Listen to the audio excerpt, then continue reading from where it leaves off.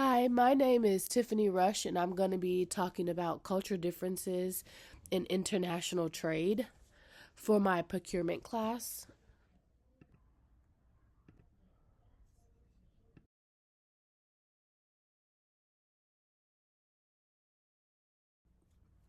First, we're going to talk about why I picked Japan.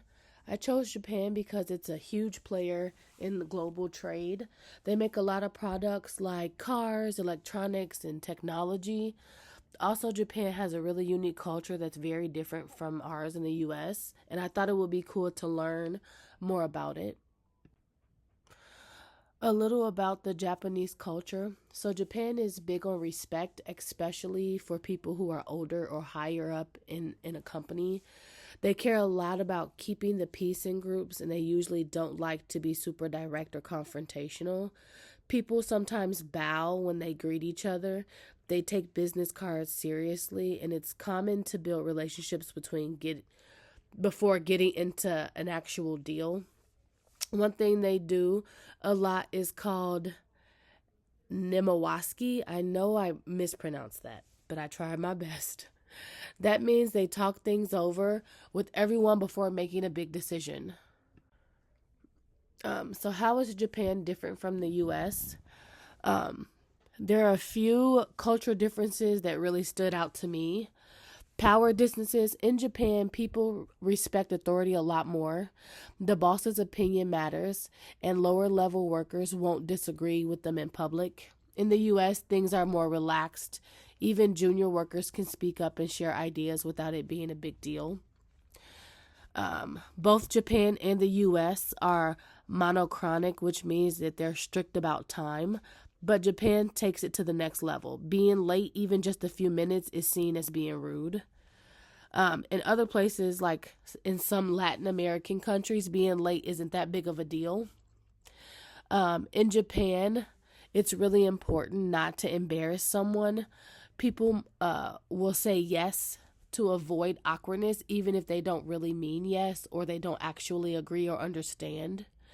In the US, we're really more direct. If we don't like something, we usually just say it. So, why culture matters in business? Before doing this project, I really didn't think it had that much of an impact, but now I really see it does. Um, so, if you don't take the time to understand the culture you're working with, things can go wrong fast. Like, if I didn't know how important respect and politeness was in Japan, I might accidentally offend someone without even realizing it. Knowing the culture helps you make better deals, avoid miscommunication, and build stronger relationships with suppliers. So, what I learned during this project, doing this project showed me that culture isn't just about food or holidays, it's about how people talk, work, and do business.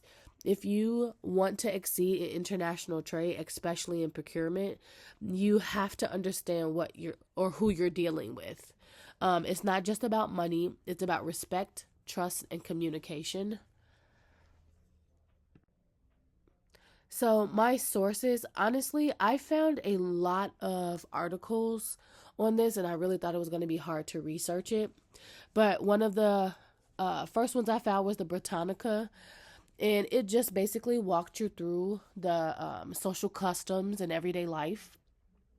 And then I found a Japan travel guide that talked a lot about culture and like how to greet someone younger, or how to, greet someone older than you and show respect.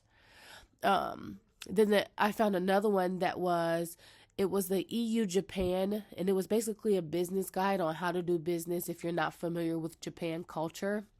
And it really gives you like the do's and don'ts, or what someone in the United States would say that wouldn't be offensive, and like how you can't say that in Japan. And then the last one I found was the milestone one, and basically it just talked about business practices in Japan again.